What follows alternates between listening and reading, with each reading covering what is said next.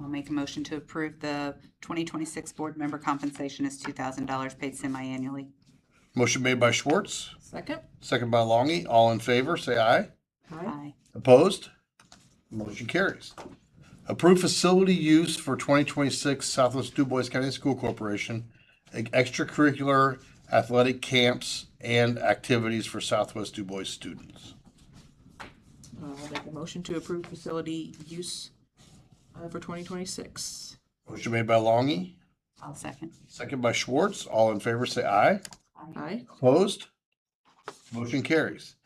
And number 7, minutes of the regular session of December 18th, 2025, claim numbers 53564-53800, and payrolls for December 30th, 2025, and January 15th, 2026, which was in our packet. I'll make a motion to approve the minutes as stated in payrolls for December 30th. Motion made by Schwartz, I'll second. second by Longy. All in favor, say aye. Aye. Opposed? That motion carries, okay?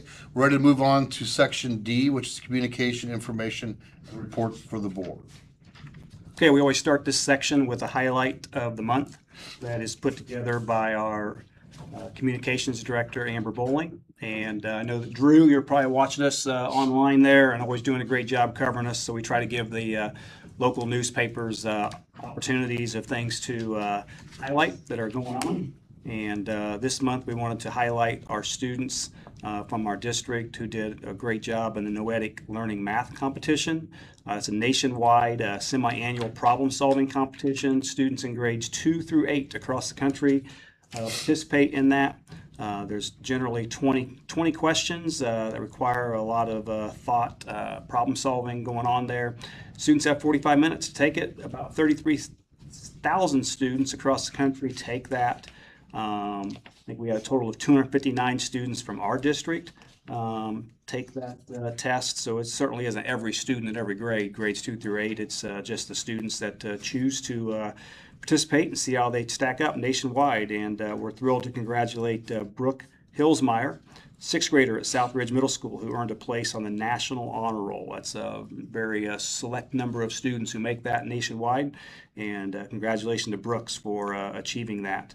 We also had strong performances from a lot of other students. 62 of them earned honorable mention recognition, which means they were in the top half of students nationwide. And again, this isn't all students taking the test. It's pretty much the best of the best across the country. So great job by our students.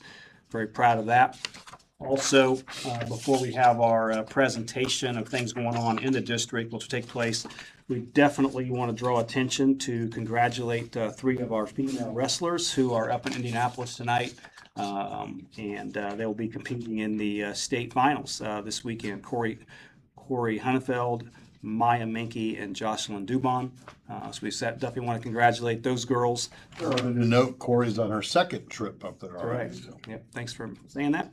There's a few other things that we do list that are worth noticing that are on the agenda there, but I won't read all of those out loud. But we did want to definitely draw attention to those things tonight. At this time, we have our athletics team, our sports information director and athletic director, Scott Buning and Craig Pope, coming forward to give us a little presentation of things going on in the athletic world. All right, thank you. I'm not going to steal Craig's thunder here because, frankly, he's the mastermind behind all this. I will tell you that, sports information has become a really a career path that has really exploded as sport entertainment in the college and professional ranks has exploded. And, giving our kids opportunities, I think it's important as, we recognize the need, or at least an opportunity, I think, to recognize our kids, recognize our programs, promote them, through social medias, which is well over my head. And that's not my lane. And so, but we knew we needed to start moving in that direction. One of the things that we think is very important is, I see a lot of areas that do this, schools and things, and frankly, it's adult driven, adult produced, and that's not what we want. we want our kids doing the producing. I mean, I think we feel strongly that that's an important part of the academic process here in high school, and giving these kids, an opportunity, as frankly, a lot of those up on the picture a lot of them aren't athletes, and but unbelievable at what they do, and Craig will share that. And so we appreciate the corporation giving us an opportunity, and even Craig wasn't a big graphics design, social media guy when he got rolling in this. And, all I can say is the amount of time. So they get an impact period, which is kind of a homeroom, if you're not familiar with our terminology. And, and they meet once a day. Craig does some directing and leading, does some work as well. But these kids are the ones doing, when you see stuff come out on the athletic website, Twitter, all that stuff, it's our kids. And that's, I think, I'll be honest, we're really proud of that. And we've had a lot of growth, and Craig's going to talk through, kind of where we're at, what they do, how they do it, and then also our vision into the future as how we want to continue to grow what it is we're doing. But I'm going to brag on Craig for a minute too, because he does, we send him stuff on the weekends. We send him stuff in the evenings. We send him stuff all the time, and he is taking and he does some of those things, and no time clock with Craig, and he's put an immense amount of off the hours time, energy. And when you have somebody that's this low maintenance and that just does it for simply the reason that we hope we're all here for, which is to give these kids a great opportunity and celebrate our athletic programs. So I'll turn this over to Craig. Thank you. I really just want to brag on the kids that I work with. So like Coach said, meet with them once a day, but also like me, they oftentimes get emails from me after school hours, weekends, and they just really have gone like above and beyond what I kind of expected stepping into this role. And it's been a lot of fun. So there's a picture of them, and I've got their name and grade level listed here. So we have 6 seniors, current seniors, 3 current juniors, 6 girls, 3 boys. And like Coach said, I think the really cool thing, we do have some athletes. We have some individuals here that love sports but don't participate in sports. And we have some students here that, quite frankly, I don't even think they like sports, but they're really good at making graphics, and they really want Southridge Raider athletics to have success, and they want to show off their fellow classmates, which is awesome. And for them, it's a volunteer position. I mean, we gave them lunch one day, and they're gonna get a T-shirt. So, but they do a great job. So what I've done is, what we really do is we create graphics, and like I said, the kids are the ones that do all of this. So I think I have made maybe 2 graphics the whole school year, and they were by far the worst 2 that I had to post. So the kids do awesome, and they kind of what I've done is they each have a sport in the fall, and they own that sport. And then they each have a sport in the winter, and they own that sport. And they'll have the same thing coming up in the spring. But we do graphics for game days, results, special recognitions like all states, all conference, things of that nature. We've done senior spotlights for all of our senior athletes. We've done rosters for every sport where the fans are walking in. That's made by these kids. Schedules, we tried that out in the winter and it went pretty well, so we're going to do that again in the spring. Post a full year schedule for that sport. Live updates on X, formerly known as Twitter, for sporting events. We do a weekly events schedule, which 2 of the girls just kind of own, and they do that every single week, which is really, really a difficult job. They're getting a long email from me that has every single athletic event that we have, and they have to double check the date and the time and who we're playing. And they do just an awesome job with that, and really just any random that comes up that people want us to make a graphic for. So I have some data. So first with Facebook, the thing that I look at is the views, because like you'll see engagements or interactions, they like change their language every couple months. So I look at the views just to see how we're doing there, and then the total followers. So when we first started, obviously the increases are going to be huge because in July, there's not really any athletic events. So to focus more on October, we had, from August to October, 147 new followers. So we felt like that was a pretty good increase. But where we saw a lot of progress was November and December. In particular, in December, we had over 300,000 views on Facebook, and we ended up with over 2,200 followers. So we saw a lot of increases in December, in particular on Facebook. That was more of like, that's a little bit of our older crowd. I would consider, that's myself too. But Instagram. Older, what's that make us? Don't answer that. I won't. Instagram is where we see basically our high school students. Do they still have the MySpace? I don't even think our graphics kids know what MySpace is. Instagram is where we see our high school students and like college age kids. So once again, I really look on this one. I actually look at the interactions because that is how many people are seeing it, liking it, and like reposting it. So if you notice, the interactions went up August, September, and October. And then I also like to look at the new followers. So we had 19 in August, 22 in September, 31 in October. And once again, November and December were really strong months. So in December, we had over 4,000 interactions, which was a lot. And then we had 26 new followers just in the month of December, which I thought was really good, especially considering we had the winter break in there as well. X is a little bit different with data. They're not like sharing as much in terms of the business side of their profile. So I can only see impressions, which essentially means how many people see the tweet. So what we've noticed in terms of trends is we get around 10,000 per week, around 40,000 per month. Now that will vary depending on the sporting events. So especially for like the football sectional, lots of followers, like you just notice that a lot of people are like retweeting that.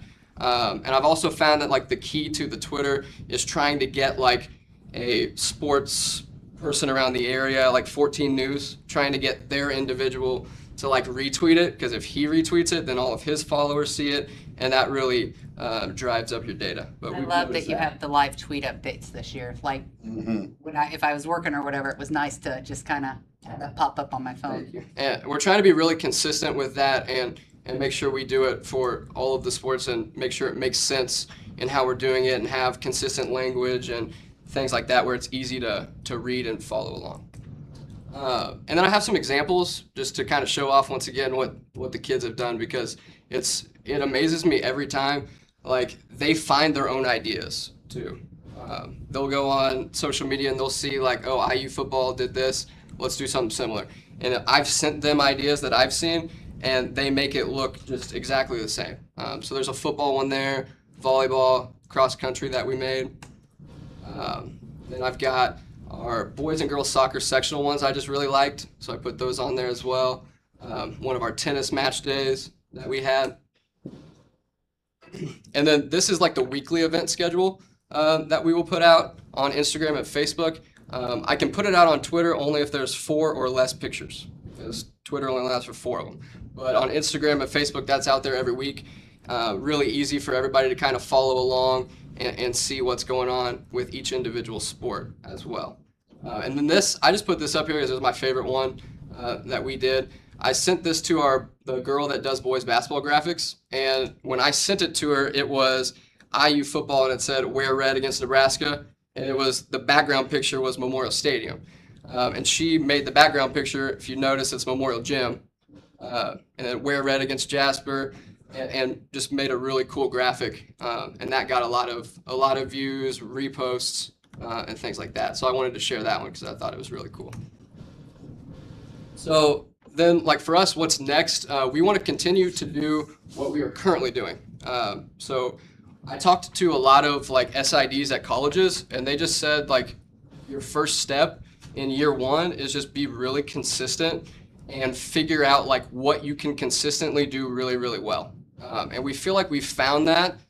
So we want to continue doing those things, obviously, and then also seek opportunities for growth. So like I said, I'm in touch with a lot of colleges and seeing what they do. I follow all of their accounts.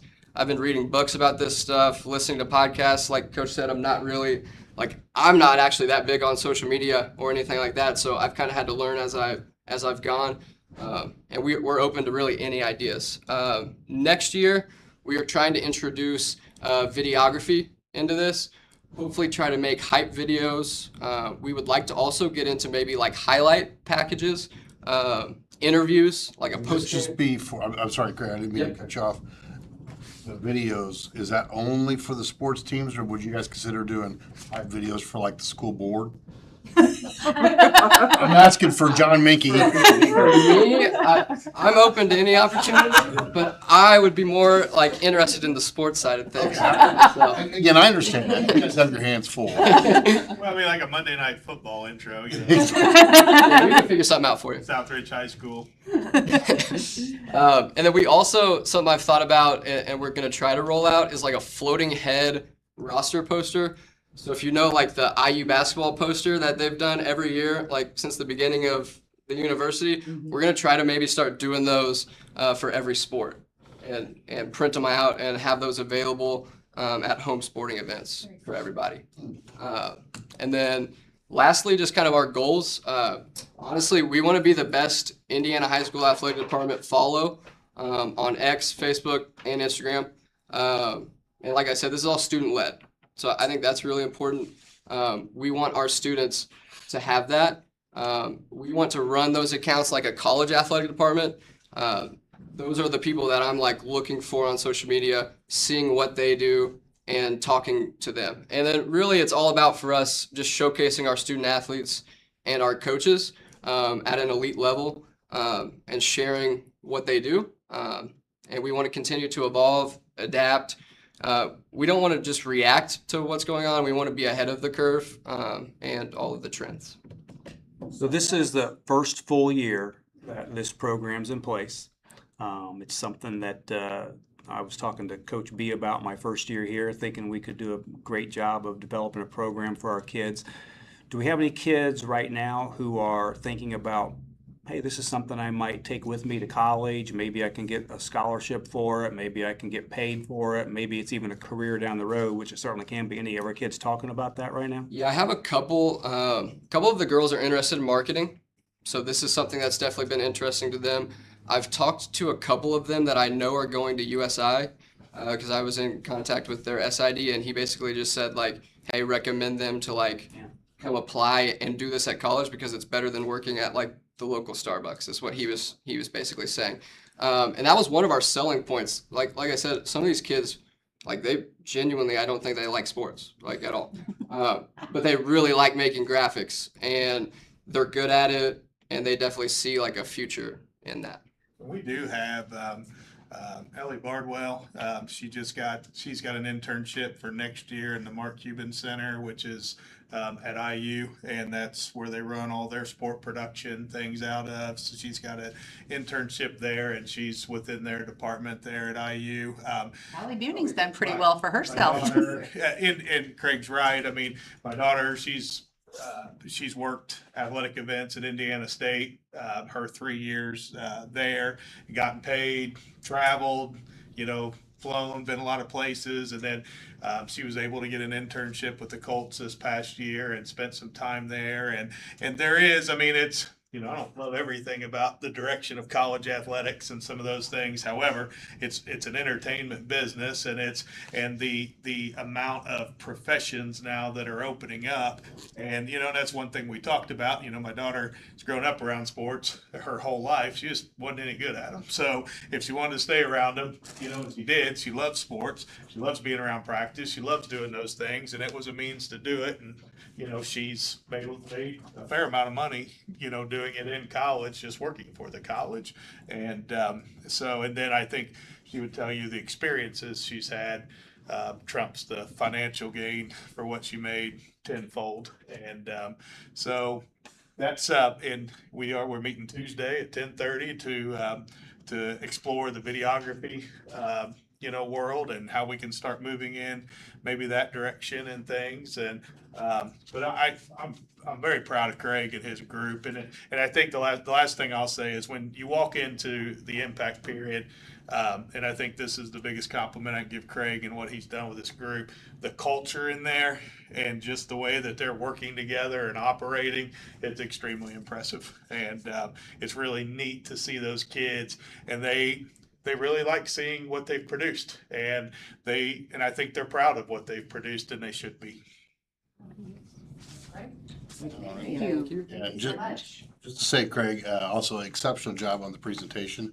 Very well put together, very well articulated, and it's really exciting to see.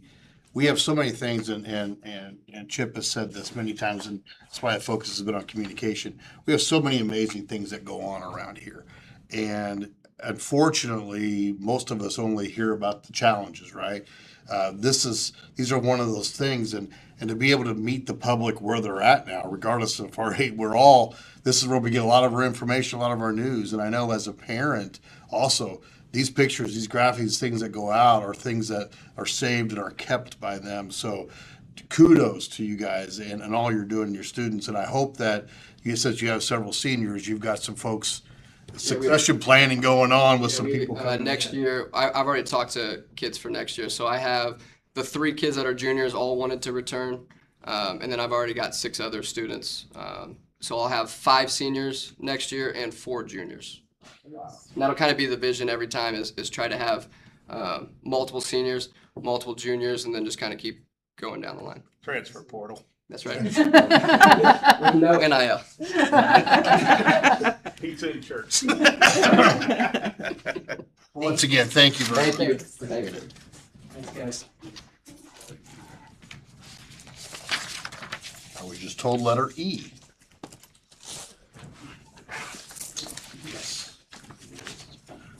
Which is new business. First thing we'll look at is our field trip requests. 3 of them stated on there. Can I get a motion to approve those? I'll make a motion to approve the field trip request. Motion made by Schwartz, Second? second by Longy. All those in favor say aye. Aye. Opposed? Motion carries. Number 2 is all the personnel items. We have retirements, we have resignations, new employment, transfers, volunteers. They were all in your packet you received, and they're all listed here. So if I can get someone to make a motion to approve all of those. I'll make a motion to approve the personnel as listed. Motion made by Longy, and I'll second that. Second by Schrader. All those in favor say aye. Aye. Opposed? Motion carries. As before we move on, certainly want to draw attention to Tracy Mattingly, who's been a part of our school district for 21 years as an educator and some other places, I believe, before that. But she has announced her retirement effective at the end of the year. And we just want to, as a group here, certainly recognize and appreciate her efforts over the years, the impact she's had on a lot of our kiddos. So, thank you, Tracy. Class of 89, right? That's right. Um, All their age. We're going to move on to item 3 there, which is to make a motion to approve the conflict of interest disclosure statement regarding Mr. Minke. President Minke abstains, would have to abstain from that vote, but he's not here, so. I'll make a motion to approve the conflict of interest disclosure ultimate statement for mistake. John Minke. Motion made by Schwartz, Second? second by Longy. All in favor say aye. Aye. Opposed? And motion carries. Okay, our last section before we move to adjournment is any administrators, board, superintendent, or other comments. I know we have 4 people signed up, so let's first see if we have anything for the administrators, the board, or superintendent before we move into the public comments. Nothing from me. Okay. So as we get ready to move into the public comments, I have, again, 4 signed up here. And what we always do as a standard, there are some protocols for any public comments. And I'll just read the highlighted areas here that are relevant to this. I see we have some people signed up to speak.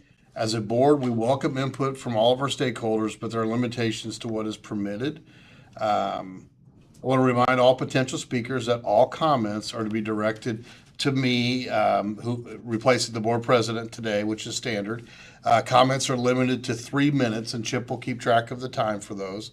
And the board also expects all comments to be civil and respectful, which we fully know that they will be, so.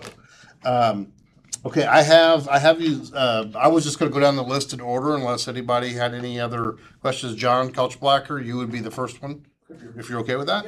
I'm fine. If everybody else is. Oh, before I trip or fall, I'll be called 911. Okay, my name is John Kaltenbacher. I'm from the town of Holland. I'm a board member for the town of Holland.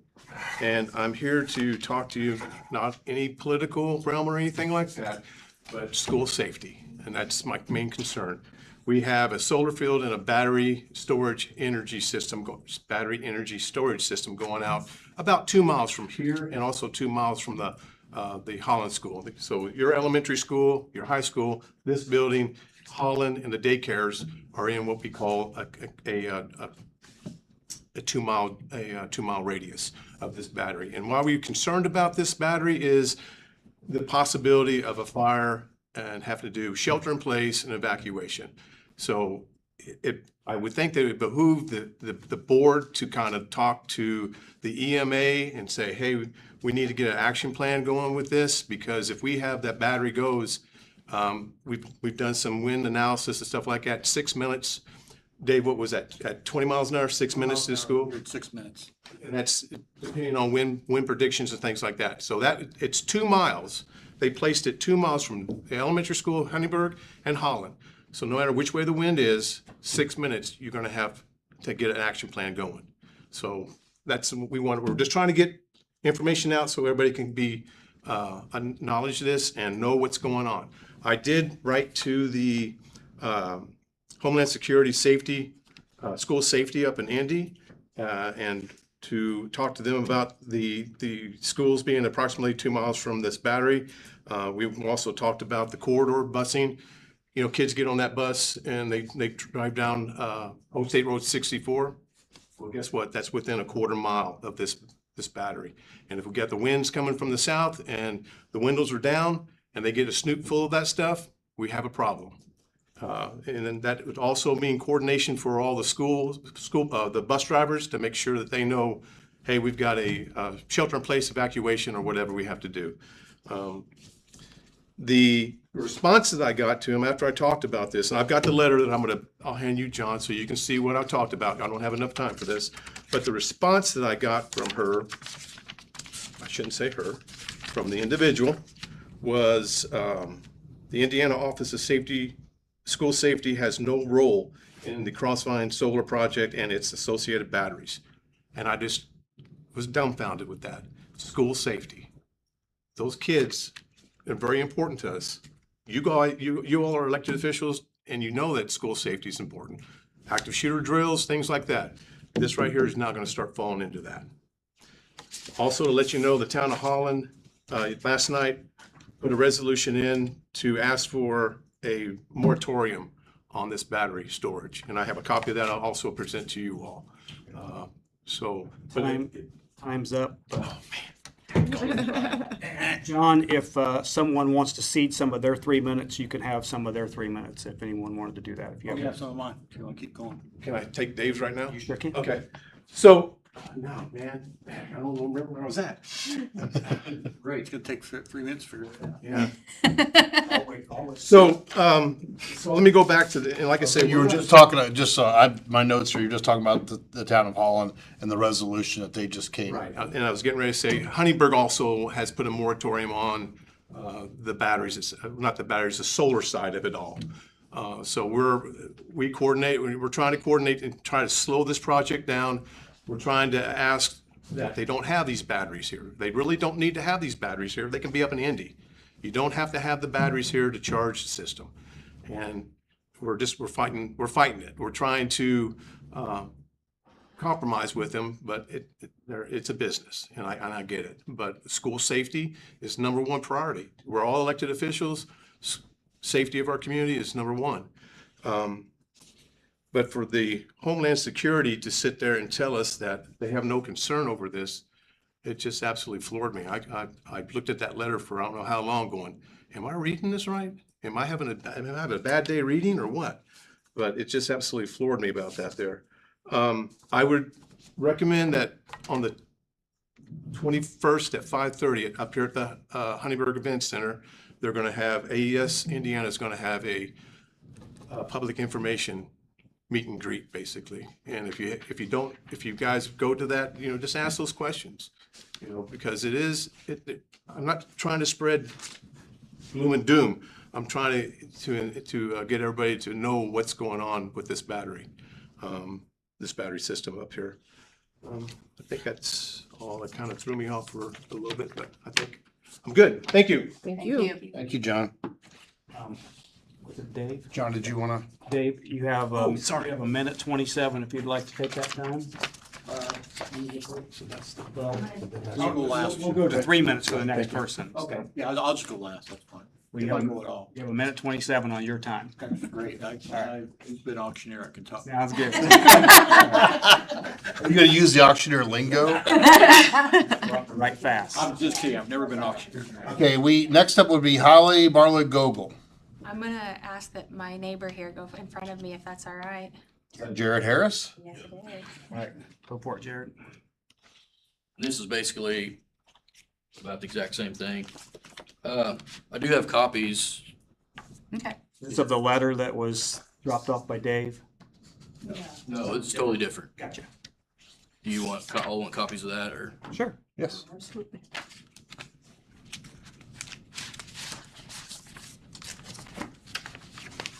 Thank you. That's just exactly what I'm gonna read.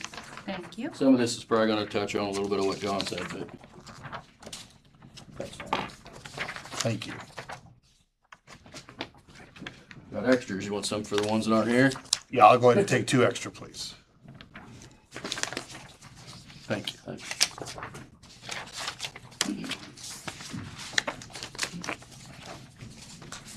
I might need a few of your seconds. Like, I time myself and I go over 3 minutes a bit. All right. But maybe not. If you need it. I'll try my best. Okay, ready? Yeah. Members of the board, thank you for allowing me to speak this evening. I'm here to address serious safety concern related to the AES Crossvine Battery Energy Storage System, BESS, otherwise known as, and the risk it presents to students and staff. Lithium-ion battery fires are fundamentally different from traditional fires. According to the National Fire Protection Association, NFPA 855, and the U.S. Fire Administration, these systems can enter a condition called thermal runaway, which where single battery failure rapidly ignites neighboring cells. These fires burn at extremely high temperatures, very difficult to extinguish, and are known to regenerate hours or even days after initial suppression. The AES Crossvine BESS is currently planning a 92 grid stack 5,000 20-foot units at this unmanned site. That's 92 of these things. Equally concerning is a release of toxic gases, UL Fire Safety Research Institute, and testing under UL 9540A, National Fire Propagation Standard for BESS, confirm that these fires can release dangerous gases such as hydrogen fluoride, carbon monoxide, hydrogen cyanide, and other volatile organic compounds. These gases may be released before flames are visible, creating immediate inhalation risk. Hydrogen fluoride, in particular, can cause severe lung injuries at very low concentrations and poses increasing danger to children due to their smaller lungs and faster breathing rates. Many of these gases are colorless and odorless, meaning exposure can occur before evacuation even begins. Evacuation during a BESS incident presents unique challenges in a school setting. NFPA and EPA guidelines indicate that evacuation zones may need to be extended well beyond the site due to toxic plume spread. Safely moving hundreds of students, especially young children, students with disabilities, or those with medical needs through potentially contaminated air significantly increases the risk of injury or long-term health effects. Fire departments nationwide have acknowledged the BESS incidents require specialized training, equipment, and extended response times. In some cases, the safest strategy is to allow the fire to burn while protecting exposures, resulting in prolonged release of toxic smoke. This reality raises serious questions about whether rapid, safe evacuation of a school population is realistically achievable. These risks are not theoretical. BESS, That's your 3 minutes. You want to borrow Dave's time that's left? 30 seconds or so. Thanks. Okay, go for it. BESS fires have already led to school evacuations, community displacement, and first responder injuries across the country. Placing a facility of this type near a school fundamentally alters the safety of the learning environment. I urge the board to please approach this issue with urgency by enforcing conservative setback distances under NFPA 855, requiring independent review of UL 9540A testing, conducting full chemical exposure analysis, and ensuring emergency plans are based on worst-case scenarios, not best-case assumptions. Our responsibility is clear. No energy goal or infrastructure project outweighs the obligation to protect children from known and preventable hazards. I respectfully ask the board to prioritize student safety and ensure no BESS facility places our children in harm's way. Thank you for your time and commitment to our students. Thank you. Thank you, Jared. Holly, or would you? I'm just wondering how much time I've got left.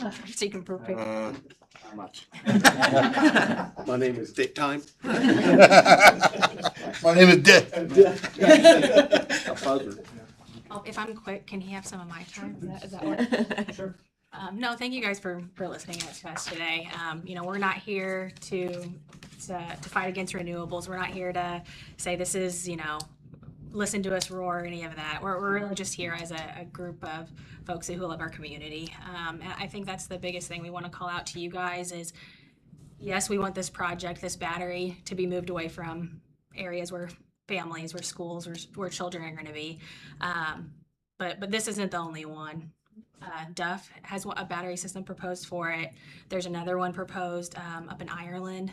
They're not going away. There's another one south of Holland, south of Huntingburg that's being proposed. So we really ask you as a school board get ahead of it. If you can reach out to county commissioners, if you can reach out to your representation and just say, hey, we don't want this. I don't know if the school board is capable of helping push moratoriums, but I think that's the biggest thing that needs to be done for our community. This is new technology. The state of Indiana, a requirement for a battery is that it has to pass the fire codes. And then after that, it's kicked to communities. So it's kicked to counties to say, you got to do what you think's right for your siting plans. Well, Du Bois County doesn't have zoning. So we kind of just gave up our rights by not having zoning. I don't want to get into a zoning conversation. That's not why I'm here tonight either. But we do have the power to put in ordinances as a county, and this is a common sense ordinance. This is a common sense moratorium against these projects until it's not new technology, until we know more, until the risk goes to zero for something this significant and severe. So yeah, thank you for your time, and if I've got any left, can Dave have it? Thank you. Thank you all. You're gonna get both first and last name out of it. No, appreciate it. Thank you, Holly. Appreciate it. You got 2 minutes. 2 minutes? All right. I won't use that much. He's Navy, so he's not gonna make it. Submarines, by the way. Wait. Navy? Navy. Okay, next. Go Army. Okay, Air Force? Army, that's right. Army. Submarines. They're cool, but Dave Duncan, a little quick background, worked for AEP for 28 years, power company, and worked for engineer company in Evansville for another 15. Everybody hit on the points I was wanting to get covered tonight. Hydrogen fluoride, which is one of the gases that Terry talked about, does convert to hydrofluoric acid when it interacts with moisture, which is dries your throat, your lungs. And it immediately hazard to death and health level for that is 30 parts per million. And from what I've read and researched, hydrant, or the BESS units can burn at 600 parts per million. So, one last thing, because they've said everything already. Every Friday I come out here to the elementary school, and I mentor a young guy out there. And every time I do that now, I think about this possible battery being over the hill here and looking out and seeing a plume of smoke, and it just bothers me. You know, these kids deserve a safe environment to learn in. So, that's all I got to say. Thank you. Thank you. Thank you, Dave. Thanks to all of you. Appreciate your comments. What's the? Again, I echo, let's move to, thank you very much. We will move on to the last agenda item, which is move to adjourn the official meeting. I'll make a motion to adjourn. Motion made by Schwartz, Second? second by Longy. All in favor, say aye. Aye. Opposed? Motion carries. We will adjourn the meeting at 6:21 PM.